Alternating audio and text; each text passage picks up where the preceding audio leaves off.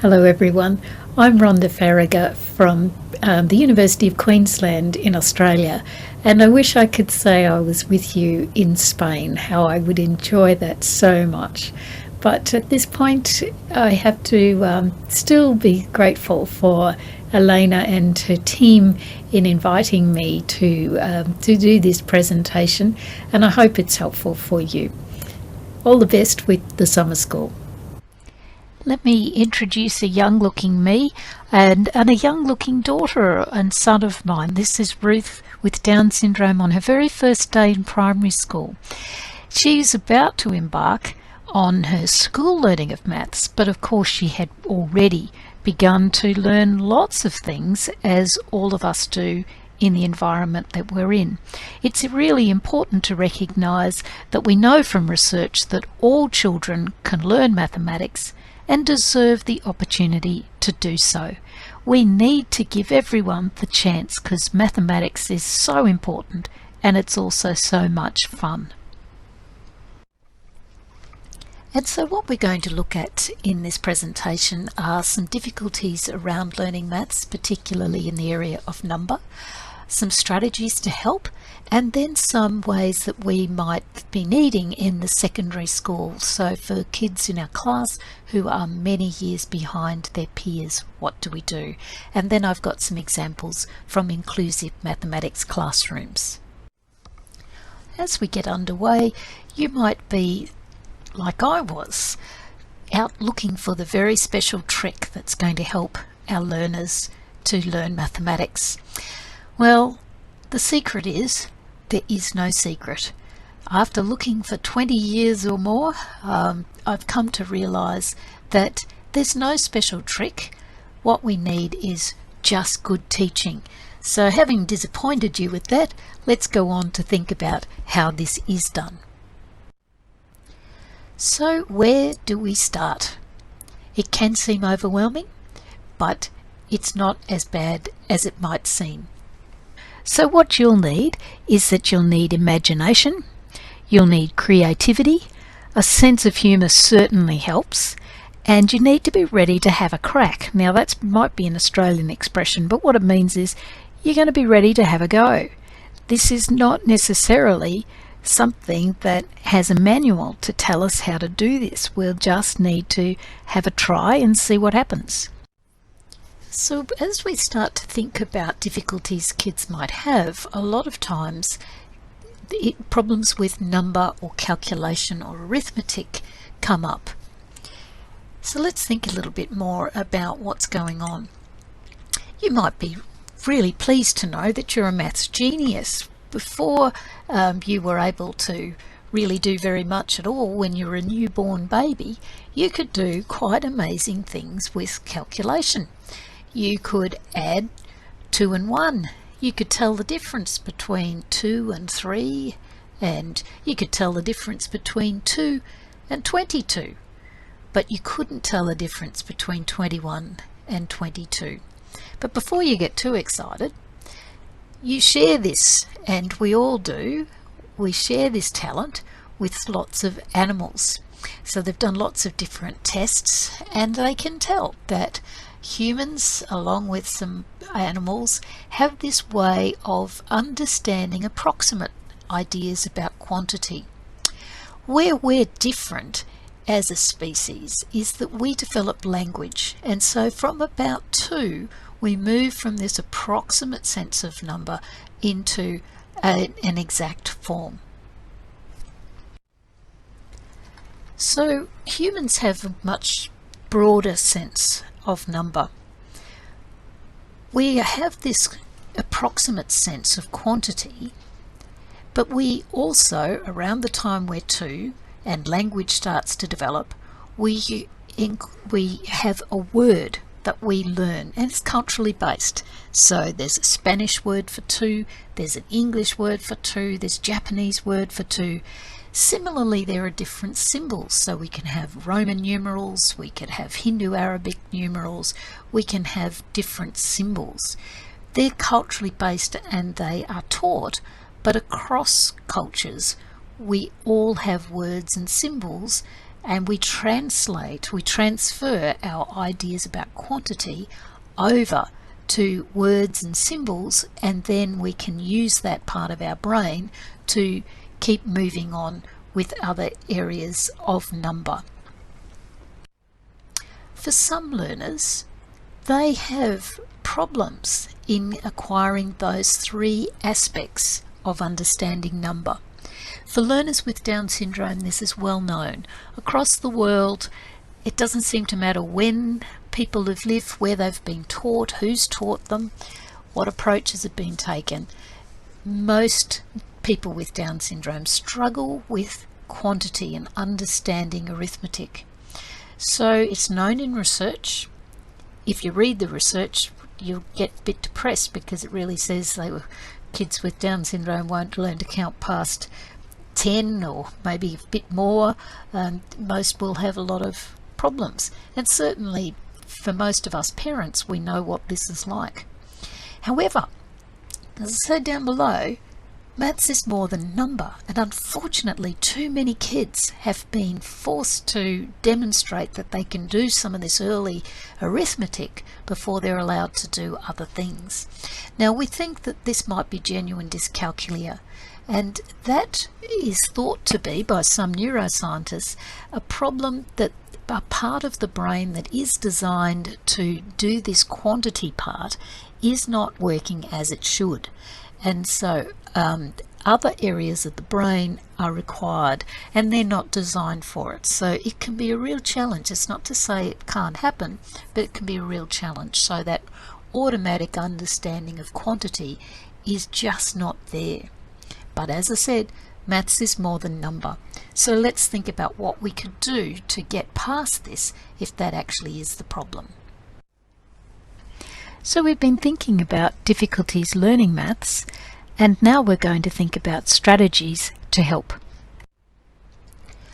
One strategy to help learners to get a sense of number and a sense of quantity, and get a sense in their head of where numbers are in relation to each other, to use things like number lines. So there's a picture of a number line that shows where they are in relation to the other. Notice how it's got a 0 on and it's got some negatives. Even if you're doing something simple like 3 minus 2, it really helps to know where those numbers sit in relation to others. There are other things that you can use, number charts, hundreds chart, we'll see that in a little while, and Feely digits, that's the picture down below where you can put different materials in so that children can trace around the symbols. There's lots of iPad apps and so on.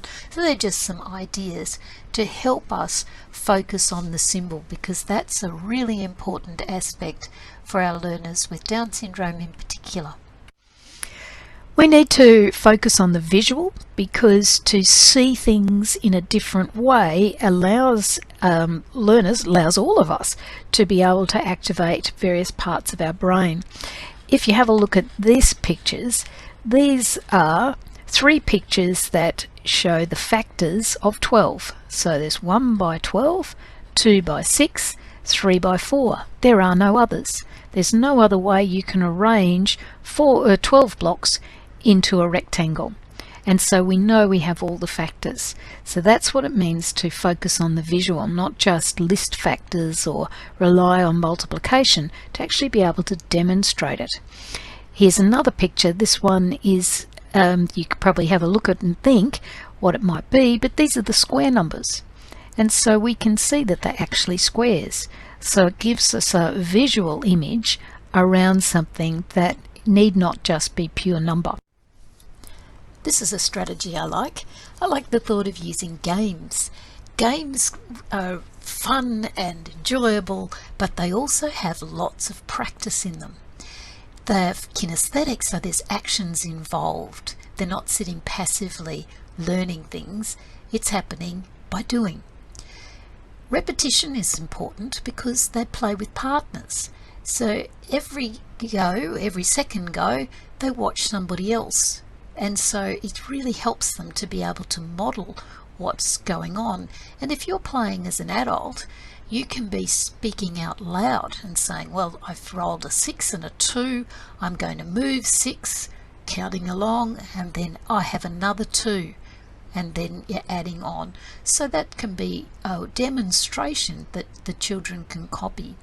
So it's fun, but it also teaches. It doesn't test. So they don't have to answer questions. They're being shown what to do, and they've got something to model.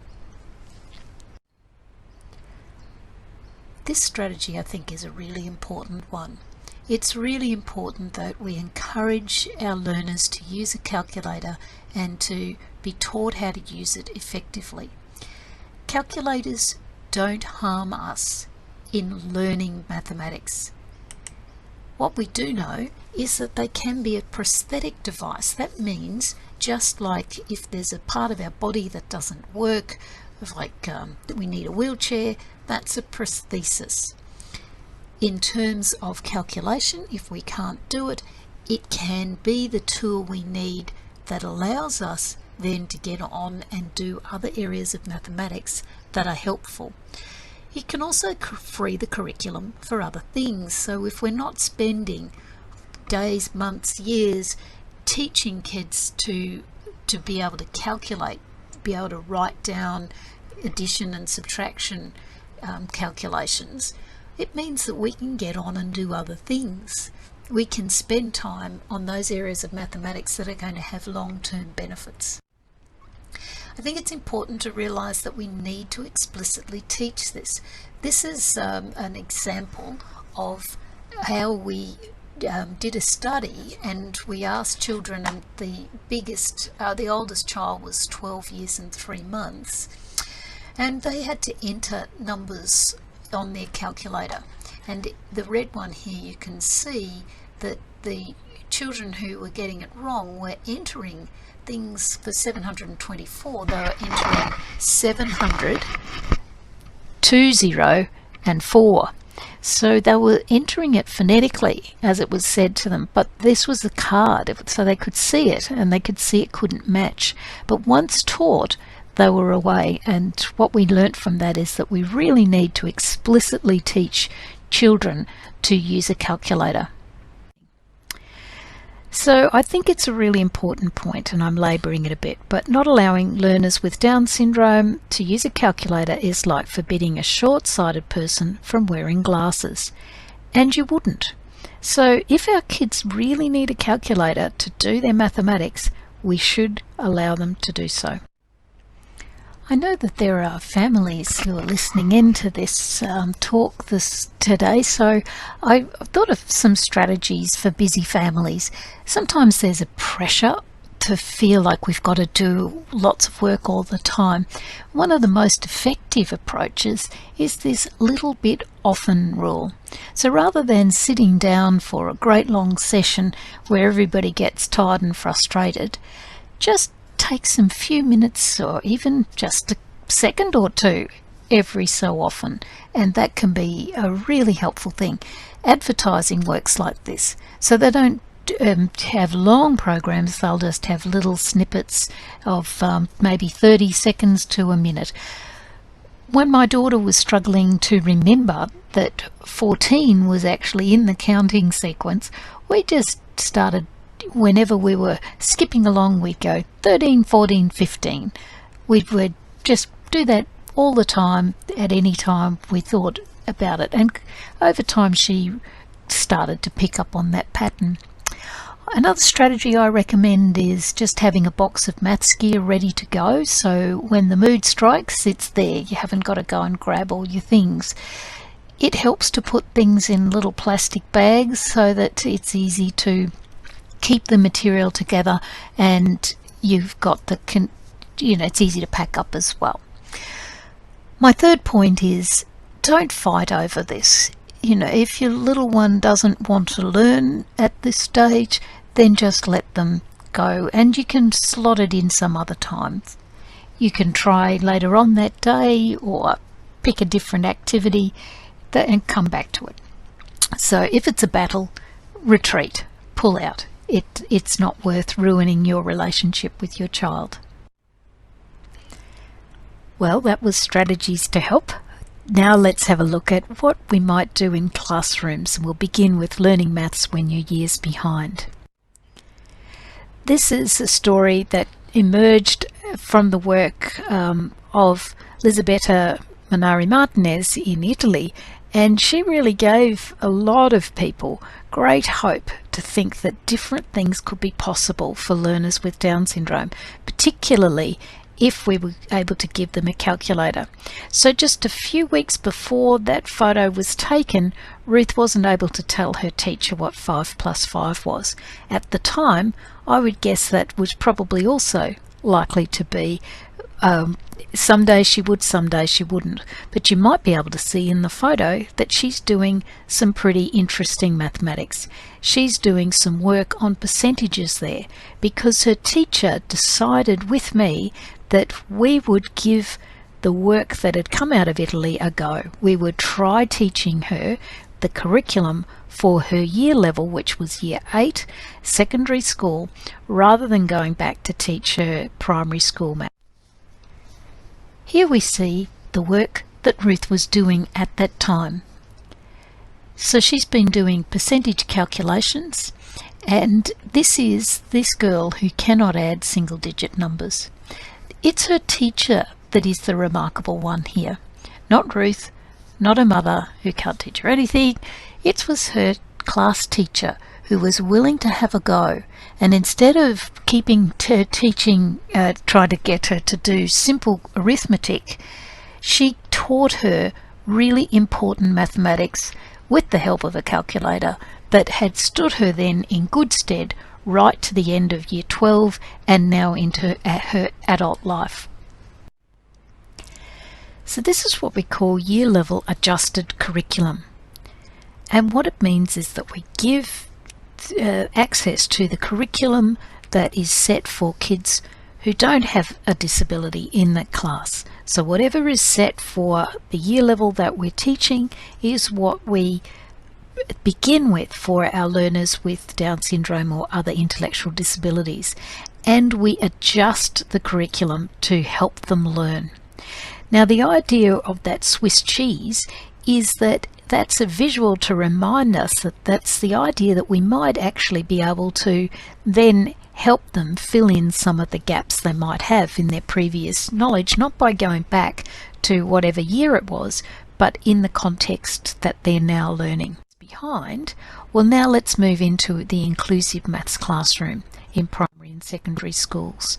So what we can say is, from research, this is what we should do. We start with the curriculum for the year level. We work with specialist teachers where they're available. If we've got teacher aides, those people who are helpers in the classroom, we need to give them direction so they know what they're doing. We've got to explain to them what we want them to do. We explicitly plan the adjustments that we think our student is going to need, but we make sure that we only offer easier work when the child shows that they can't manage what the other kids are doing.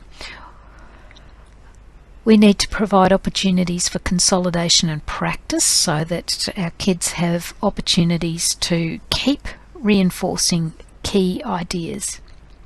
And we need to assess learners throughout the learning process, not just in a big test or exam at the end. Now we will look at some examples.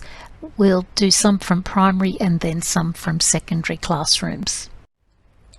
In this classroom, the teacher is beginning a lesson on volume of prisms.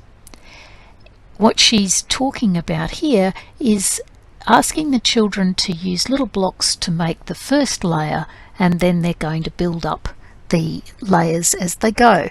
So here's our learner with Down syndrome. She's sitting with the other children and she's putting together her blocks. When it came to record the diagram of the arrangement of their blocks, the other children in the class were asked to get their notepads and they were to draw a picture. The teacher asked for a student with Down syndrome here to get her iPad.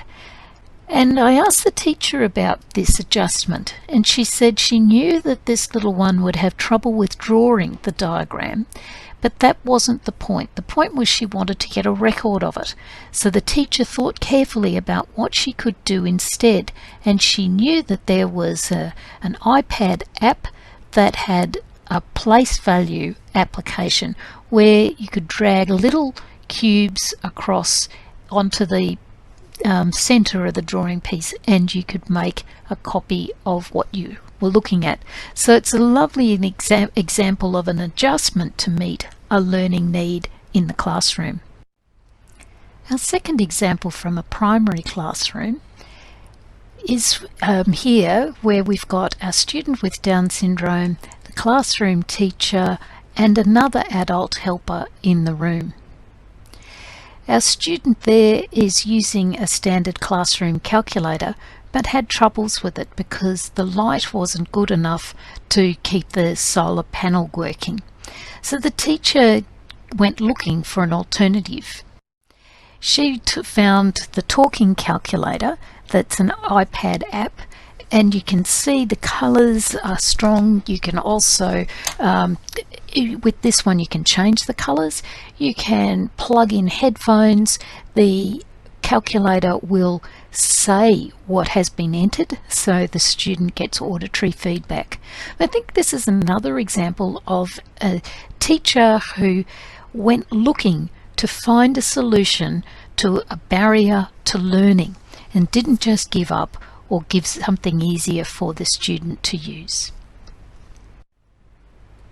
If you work in a classroom as a teacher with helpers, it's a very important aspect of a lesson to do what we can see in this photo. The teacher in the blue jumper is, in the few minutes before the children come into class, is quickly going through her planning and giving the direction to the helper about what she would like her to do to support the learner with Down syndrome. And then when the children are in class, the teacher is out the front teaching, the teacher aide is sitting near the student providing help, giving her assistance with what's going on, but this helper is also available to help the other children at that desk as well.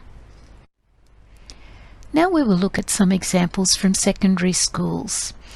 These, all boys in this case, were in our recent research project. All of them had great difficulties with very simple arithmetic. I think you'll be surprised at what they're able to accomplish. One young man was also non-verbal, so that was a difficulty perhaps, but we can see that he's also achieved well. So let's have a look at what they have done. This young fellow is a very attentive and enthusiastic student in year 8, so that's his second year of secondary school, and in this lesson the class was working on power notation, and he was doing exactly the same worksheet as the other year 8s. This is his working, so he was learning how to expand out these different expressions, and he did them correctly, very intently. He's quite a remarkable young man. This is the lad who's pretty much non-verbal, though I think it's much as that he's just a quiet young fellow. But at this lesson, this was probably the first time that he'd been involved in the same material that the rest of the class were. They were doing work on trigonometry. In the past, even though he'd been in the room, he would be allocated a teacher aide and he would do different work. So that's not inclusive practice. And so what we were doing in this lesson was thinking about what could we do that would be part of a lesson on trigonometry. So he learnt to determine the difference between a right angle triangle and triangles that didn't have a 90-degree angle. You can see how happy he is with his success. This story goes for some years, when this boy was in year 9, he was sent home this worksheet. Now, across the world, we would recognise that that is very, very simple work. Now, so did this boy. Bobby knew that he'd been given worksheets like that when he was in year 1, and he was still getting these worksheets, and he didn't enjoy them and didn't find them all that much fun. We talked, his teachers and we talked about an alternative way. What year 9s were doing at this time was beginning linear equations, which is an aspect of algebra. To do this one, you need to keep putting in values for x, and the example they had there is y equals x plus 7. So if you're substituting in for different values of x, you're doing simple addition over and over and over again. Really like the photo on the left, but now it's in the context of a year 9, and he loved it. His mum sent me this photo. It's a bit blurry, but it's an indication he loved it. He just ripped through it, and rather than looking like year 1 work, he's now doing really sexy work. It's algebra. Well, here's Bobby now, and he's at the end of his secondary education, so he's now in year 12, and the work that he did over that time of working on algebra and so on has really stood him in good stead. Here he had to do the same assignment as other year 12s in this practical maths course, and the task was design a car park. And one of the things that he had to do was calculate the perimeter, which meant he was entering lots of different lengths into his calculator to add them up. The trouble was that sometimes he pressed the plus key twice, so he was getting the wrong answer. We were talking about this problem and working what we could do, and I suggested that perhaps if he had one that had a display visible so he could see what he was entering, that might work. Well, the teacher took that problem, went looking for a solution, and who would have believed it? She thought a graphics calculator would have been the go. I'm not sure how many kids with Down syndrome get to use this sort of a calculator, but this has more computing power than they used to get to the moon in 1969, so it's a pretty serious piece of equipment, and my goodness, how fabulous. But it's complex, so the teacher explicitly taught how to do it. She wrote down a step-by-step instruction sheet of how to use the calculator for various things that he needed to do, and the examples there are how to use it for calculating statistics. And so what does the student think of this? Well, I think his face says it all, and the video clip that goes with this picture is delightful. He loves using his calculator. We're now at the end of this presentation, and we've been thinking about difficulties, particularly with number, some strategies to help, how we might approach year level curriculum, and then some examples from primary and secondary classrooms. So at the end of this, I invite you, if you would like, to contact me. There's my email address. And at this point, I do want to thank my research participants with Down syndrome who've taught me such a lot. Well, there we are. We're at the end. And as I was saying, I do want to thank lots of people. And in particular, I would like to thank Elena for inviting me and for the team for making this possible. I wish you well in the summer school, and I look forward to hearing of all the conversations that you had and where this work is going. Please take me up on the invitation to email me. I'd really like that. Until we meet again, all the best. Thank you.